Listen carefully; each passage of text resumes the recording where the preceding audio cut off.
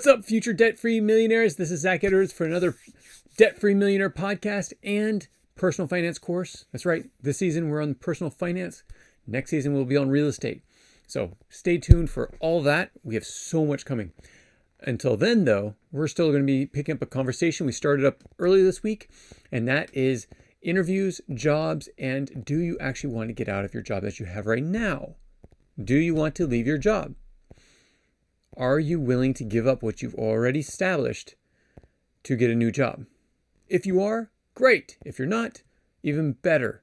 I say even better because there's so much you've already established in your position that you do not need to go out somewhere else. If you can find satisfaction in the job that you have. Remember, this is what I said Monday. Most of the dissatisfaction is up here. If you're disengaged, it's up here. Ask questions. Ask your boss. Talk to your boss about what's going on and what you want to do. Now, here's the thing. Do not go too early. I'm going to talk about this at the end of this podcast. But you want to make sure you have all the ducks in a row if you are thinking about leaving the company. If you're bored or disengaged, tell your boss in the most appropriate way of saying it and ask for other things to do. Ask for additional responsibilities. If you're not just saying that you're bored and leaving at that, or they catch you being bored, they're going to kick you out. If you actually show that you're engaged, like you want to be engaged, but you just feel at a hard time to do it, or you're not having enough work to do it, ask them for additional responsibilities. Ask for the next step. What would be the next step and how would I get there? Ask those questions. You do not want to be disengaged. You do not want to be bored in your job, or you will be finding a new job, whether they let you go or you jump out of there. So here's what we're going to do. Let's say Monday, we talked about, do you actually want another job or do you need to mix something up? Yesterday, we talked about the job interview. Today, we're going to talk about another part of the job interview, which is optional, but it shows a lot of good things for you. And this is shadowing. This is shadowing your potential boss, shadowing another employee. This is you going into a company and saying, hey, I want to work here. I want to shadow someone to see what it's like. What they'll do probably is they'll interview you first. Now, you can actually have a full-time job. Just do this on your day off. Find a way of getting out, taking a day off, and going interviewing and going shadowing. Interviewing takes a half hour, takes an hour of your time. You don't need to take a day off. But if you're shadowing, you do need to take a day off. And there's many reasons for it. Let's go into some of them. So first off, do you know what shadowing is? Shadowing is basically, I didn't pull this one up yet. So basically it's when you go and work for your potential employer. So these two younger individuals, are trying to go work for this guy right here. He is an architect, or he is a contractor, or he is someone that works with plans. So if these two say, hey, I'd like to shadow you or shadow an employee or such, the company would then have the decision, okay, who are we going to let you shadow with? And two, what can we do to pack the day? They want to show you everything that potentially could go on in the company. So let's just say this. First thing to do before you shadow an appointment or create a shadowing appointment, first, you're going to want to work around their schedule. If they say, well, we can do it this day and we can do it for this long, say, you're the boss. I'm going to do whatever you want to do because you really want that job. And you're going to go in for two reasons. One, because you want that job. If you don't do it. Two, to make sure you want the job. You actually might become disengaged or dissatisfied with this job as well. And again, remember, it's all up here. You have to figure out things for yourself. Because you could actually become engaged in this company, but the best way of finding out is by shadowing somebody else in the company. So work around their schedule. If they say it's going to be this time, or they can do this day or this day, make one of them work. Take a day off, or whatever you have to do. Okay, the next thing is know the details. Don't just show up and hope that you know what's going on. Actually ask questions. What are we going to do? What are some of the things that could be done? What do I need to know to prepare for this? That's a great question. Everyone needs to ask when they're shadowing. is what do I need to do to prepare for this? Okay, the next thing is, just like we talked about in the interview, this is another interview, which means you need to dress appropriately. Now, unlike an interview where you're sitting down in an office, this is one where you actually might have to wear jeans or might have to wear something that will get dirty, because you're probably going to be doing the same thing that is every other employee is doing. So if they're going out and pumping sewage, you don't want to go in your niceties. If they are working in an office, you want to dress appropriately to what the environment asks you to dress. So if everyone else wears polo shirts and nice slacks, go out and get yourself a polo shirt. Or hopefully you have a polo shirt. If everyone wears button-down shirts, much like he's doing, then wear that. If people in the office, when you go in the office for an interview, wear t-shirts or blouse, wear that. You want to mimic exactly everyone else that's in there because you want to show that you really want to work there. And if you are grungy or too dressed up, you're not going to be the best fit because you don't understand exactly what it takes to be working there. And so you don't want to dress too much, but also you don't want to dress too down. You want to dress exactly how you're going to be in, exactly how the person who is going to be, you're going to be shadowing, you want to dress like them and everyone else that works in their position. So like with this guy, you want to wear slacks and you want to wear a polo shirt or even a button-down shirt is fine as long as it's not too nice. If I go in with a very stylish shirt, I'm probably not going to make it there because this is what they expect.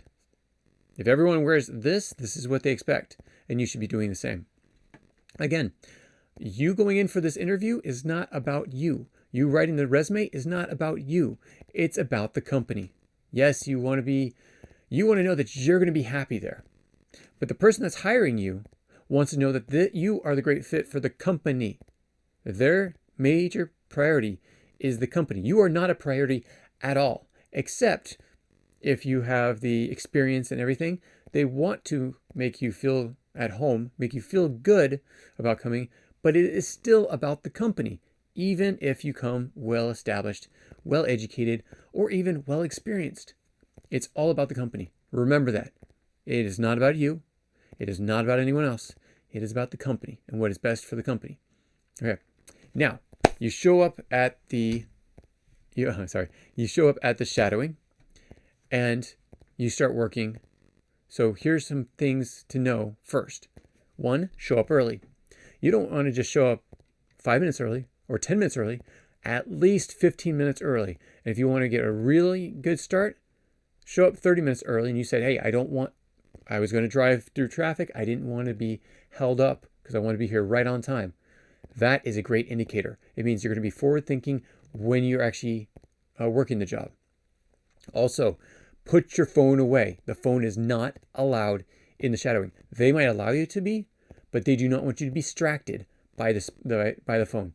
Pull it out during lunch. Pull it out before, pull it out afterwards. Tell people where you're going so they don't call you. And if it's an emergency, then you can pick it up. Most likely, you don't know if it's an emergency. They're going to leave a message and you can check it during lunch or you can check it after work. Do not bring out the phone. Do not get distracted by the phone. Maybe you could pull out a peek of it to see who's calling, but put it away right afterwards. And if you don't know the number and you don't know that it's going to be an emergency, if it's not family, and you've already told them not to call you unless it's an emergency, let it ring. Turn it on vibrate, actually. Put it in your pocket and don't let it ring. Okay, the next thing is be your best self. How you act, your posture, how you look, everything is what's going to tell them if you're a good fit for this position. When you're walking through, be interested in everything that they're teaching you. Be positive. Don't be overly dramatic. Be positive and interact nicely. Interact with what they're doing. Be willing to ask if you can do part of it. If you can be a part of the company. Basically, give your advice or give suggestions, give comments. Don't try to outdo anyone, but give them something that shows that you're actually engaged in the process. Next, This is big. Prepare to stay late. Some of your shadowers are going to actually work late. They're going to pack the day with as much as possible so that you actually have to stay a little bit later. And why do they do that? Because they want to know that you're willing to stay later. If you're not willing to stay later, don't go to the shadowing, because most likely they will actually ask you to do it. Some shadowing will end early, depending on how much they have in there and how much the other person has to get done, that they can't have you around them when that happens. Could be that they say, well, you know what, I'm done for the day. I need to get some work done. So thank you for showing up. And you say, hey, is there anybody else I can just check out? I can walk around with, I can interact with. And they say, you know what, there might be one. Or no, this is the end of the day. We're going to get everyone ready. And you say, yep, thank you so much for your time, and I will talk to you soon. And then you'll follow up afterwards. Also know that it might not be this neat and nice. It might be where they get you out of your comfort zone.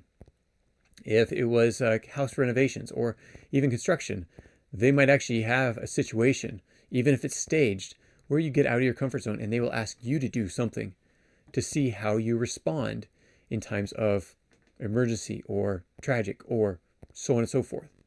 So be ready for that. Don't be surprised, but be willing to act. Now, another thing is take plenty of notes. Do not take it on your phone. Pull out a notepad, take notes.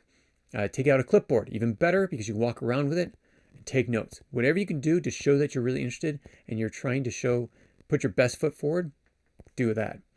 Ask plenty of questions. Again, that's where you're going to be taking notes.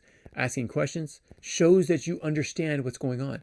Repeat back what they're saying, not all the time, but repeat back some of the questionables where there could be a misunderstanding, and make sure that they know that you are interested in getting it exactly right, because they'll correct you if you're not. And that's not a negative. That just shows that you're interested in what you're doing and you're actually listening to what they're saying.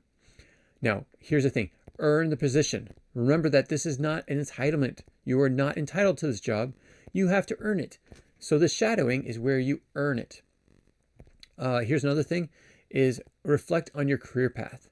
Prepare to answer more personal and career questions that are spontaneous during this interview. Remember, this is still an interview. So you're going to reflect back on your career path. Think beforehand where to be. Now, remember to stay humble, which means do not boast. Do not say I'm the best person ever. Instead, answer the questions to the best of your abilities and ask for clarification in times of need. Be curious. Yeah, that's right. Yet, at the same time as being curious, be discreet. Do not be, oh, this is so cool. Oh, this is over dramatizing. Everyone catches that. Say, that's really interesting, and leave it. Let the person say, oh yeah, you like this? And let them answer it. Or, that's really interesting. Ask a question. Those will show that you're interested in what you're doing. And again, if you're not engaged, you might not want to go to this, go further with this job shadowing. Because if you're not engaged in what they're doing, if you're not asking questions, taking notes, showing you're interested, because you're not, then why are you leaving your other job for this job? Because it's going to be the exact same way in the next job. Okay, now, after the shadowing. After shadowing is very important, because you need to send a thank you note to the person that you're shadowing, and also the person that allowed you to shadow. If it's the same person, great, that's one letter. If it's two different people, send 2 letters. Remember, in a week, follow up. So if it's Monday, Tuesday, Wednesday, you can actually ask on Monday or Tuesday or Wednesday. You may want to ask for Tuesday because they're going to be busy catching up on Monday. It's always catch-up day. The next thing, after following up, is now it might take them some time. Continue to follow up. Hey, I'm just interested in asking if this position's been filled, if you're still thinking about things, and if you had any other questions. Always end it with that, because you want them to know that you're there waiting, you're patiently waiting. Let them know, I really like this job. I'm willing to wait a little bit longer just to see it. As they know, I still have a job and I'm fine with the job that I have. I'm just really very interested in what they can provide you. Okay, now here's another thing. And this is after shadowing, after getting a job offer. Now again, get a job offer before you do this. You're going to go to your boss. You're going to go to your boss and you're going to say, hey, I have this other job opportunity that's come my way, and I'm very interested in taking it, but I'm very loyal to this company, and I want to stay here, except that I need more. Don't say that. Don't say I need more. Explain it. I'm feeling a little bit disengaged because of X, Y, or Z. Give legitimate, not negative reasons, but neutral or positive, such as I don't have that much work because we're getting work done so quickly. I was wondering if there's any other jobs I can have to show that I'm worthy of getting a pay raise, and work it around bringing them up. Hey, I just saw that I want to be able to impress the owner, and so I want to be able to help you with what you're doing, X, Y, or Z. Can I do anything to help your job and make it a little bit easier for you so that we can actually get you promoted? And hey, you know what? In the end, and don't say this, in the end, you might be promoted if that person's promoted. So again, do everything discreetly. Be able to work with the person that you're already employed with, but do not go to them unless you already have a job offer, because the next week you could see yourself out the door. If the boss knows that you're disengaged, or if the boss knows that you're looking around, that's a little bit less loyal than you're saying, and they might actually get rid of you before you jump ship. And they're going to find a replacement in the meantime. And then as soon as they find a replacement, then you're out the door. So there's a lot of businesses that hire 24/7. They're always looking for new people to hire. Now remember, your employer does not want to lose you. You've been trained. You've gone through all the initial HR information. You know their policies, their normal tasks that they want you to do. So they do not want you to leave.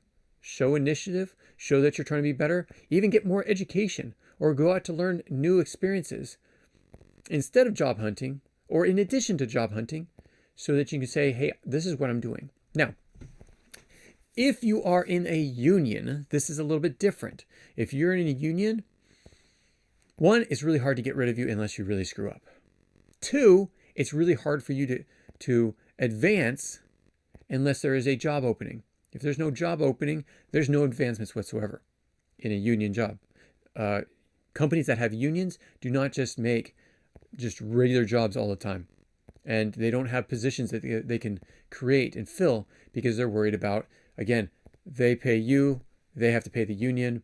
It's all this big logistics problem that they're going to have to do. And so in a union, unless there's a job opening, you're not going anywhere. And your pay is going to stay the same as everyone else. So it doesn't matter how hard you work as long as you do your job. So if you're a person that wants to be a hard worker and wants to show your worth, a union job is not for you. I worked for the state of Alaska, union job. Most people there, though I love most of the people I worked with, they were waiting to clock out and go home. That's all their job was about. It wasn't about innovating. It wasn't about doing new processes. It wasn't doing new things. It was about when is time off? When does the day end and I go home?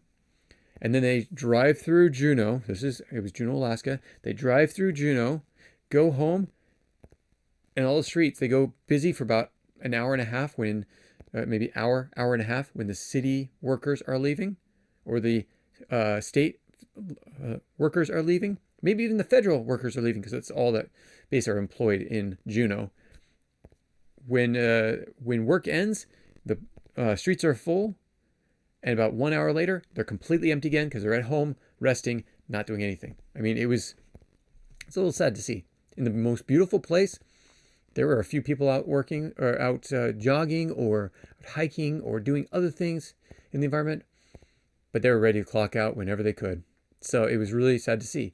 So again, if you want to be better, become more educated, find better positions inside your company, find out what they do, find out what you can do to better show your employer how busy you want to be and how how much initiative you have to advance in their company. So work hard and they will repay you. That's just it. You work hard, they will repay you with promotions and such. But you have to show it before you get it. And if you think you're just going to jump ship to another company and something better is going to come along, it's going to be the same thing at every job you go to. You might be more engaged because it's a job you really like or a subject you really like. But at the same time, if you're going to be disengaged up here at the work you're doing, you're probably going to be disengaged here at the new job that you're working at. So, and when I say here, I mean, I'm pointing at my head, pointing at the brain.